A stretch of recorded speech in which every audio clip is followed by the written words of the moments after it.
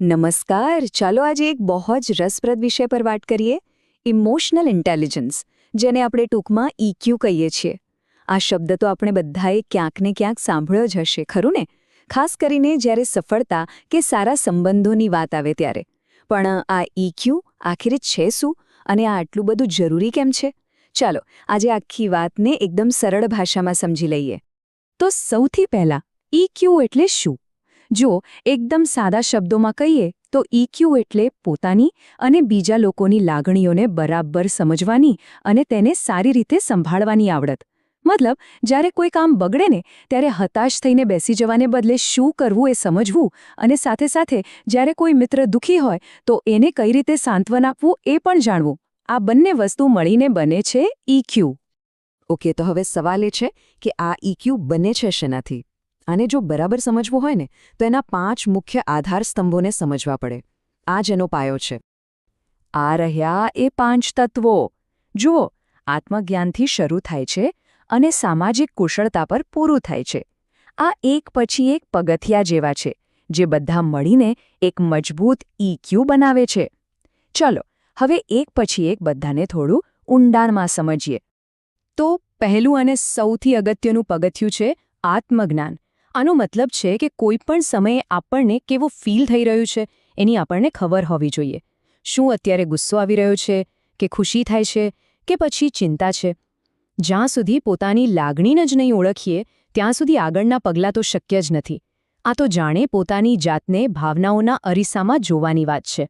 એકવાર લાગણી ઓળખાઈ જાય પછી આવે છે તેને કાબૂમાં રાખવાની વાત. હવે આત્મનિયંત્રણનો મતલબ એ બિલકુલ નથી કે લાગણીઓને દબાવી દેવી. ના, એનો અર્થ છે એને યોગ્ય રીતે યોગ્ય સમયે વ્યક્ત કરવી. જેમ કે ગુસ્સો આવે તો બૂમાબૂમ કરવાને બદલે શાંતિથી પોતાની વાત સામેવાળાને સમજાવવી. બસ આ જ છે સાચું આત્મનિયંત્રણ. હવે વાત કરીએ પ્રેરણાની.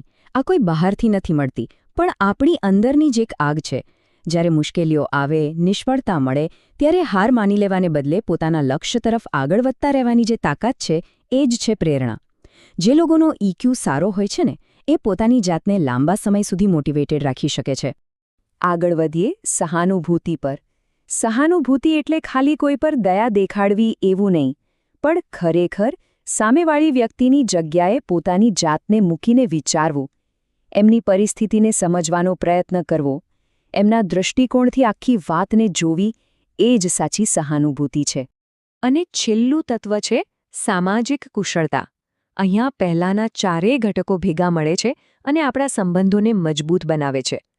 લોકો સાથે સારી રીતે વાતચીત કરવી, ટીમમાં કામ કરવું, કોઈ વિવાદ થાય તો એને ઉકેલવો, આ બધું જ આ કુશળતાનો ભાગ છે.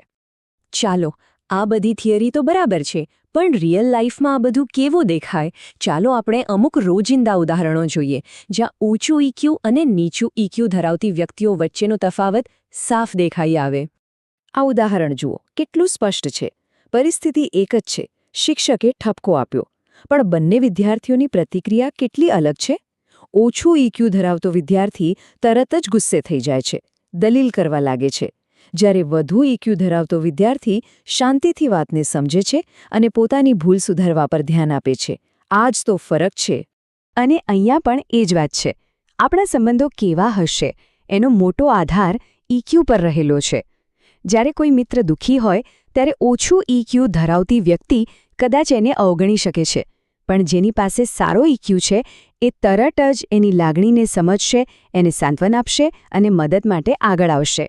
તો આ ઉદાહરણો પરથી એક વાત તો સાફ છે કે આ બધી કુશળતાઓ આપણા જીવનમાં બહુ જ મહત્વની છે, અને ખાસ કરીને શિક્ષણના ક્ષેત્રમાં. ત્યાં તો એનો પ્રભાવ ખૂબ જ મોટો હોય છે.